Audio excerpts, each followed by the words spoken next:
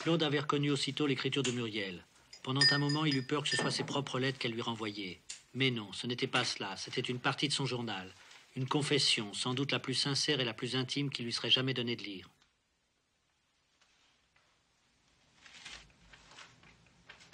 Mon Claude, nous ne nous verrons sans doute plus jamais, et sûrement c'est mieux ainsi.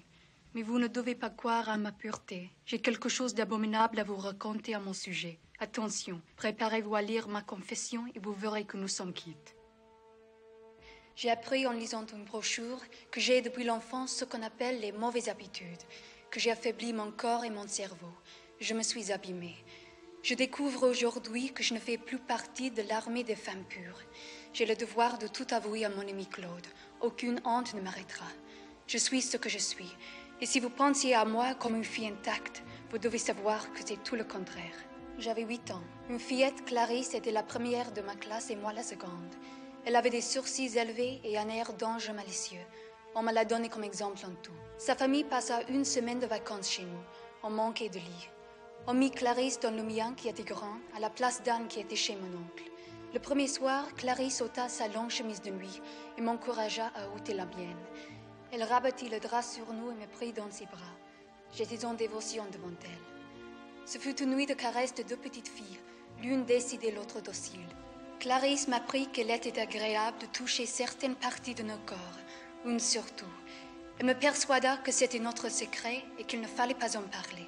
Quand Clarisse s'en alla, je continuais parfois seule en regrettant son absence. Je ne savais pas à quoi servait cette partie de moi. Je savais seulement qu'elle était privée, ne devait être vue par personne et que je ne devais en parler à personne. L'habitude me laissait tranquille tout un temps, puis revenait. Je succombais alors, parfois avec rage plusieurs fois de suite. Vers mes 17 ans, je me rappelle un chaud dimanche, étendu sur le dos dans la campagne, en regardant le ciel bleu.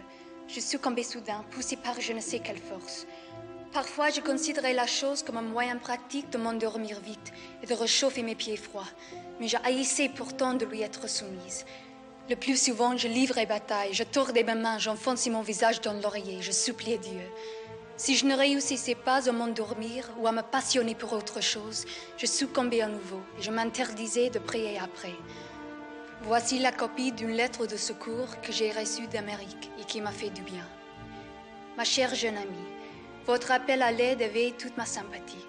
Je sais bien où vous en êtes, et je ne ressens aucune répugnance, mais au contraire de l'admiration pour votre franchise. Si vous commenciez à succomber au milieu de sommeil, dites-vous, ce n'était pas moi.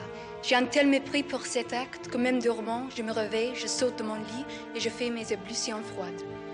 Ne perdez pas votre temps à vous faire des reproches. Ayez une vie active tournée vers autrui. Cet usage nocif d'un de vos organes, qui vous a été enseigné malgré vous, va cesser. De tout cœur avec vous.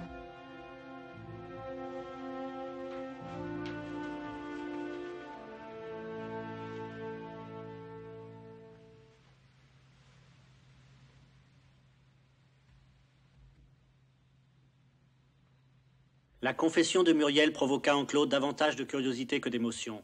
Il songea surtout aux parties littéraires qu'on pouvait en tirer. Il demanda à Muriel l'autorisation de la publier sous la forme d'une petite plaquette anonyme éditée à tirage limité. Muriel refusa, mais sans montrer à Claude que sa réaction l'avait blessé. Je me suis habillé. Je ne découvre cela qu'aujourd'hui.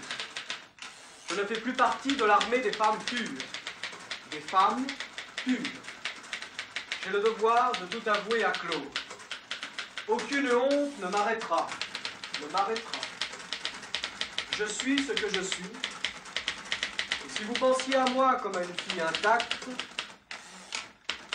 vous devez savoir que c'est tout le contraire.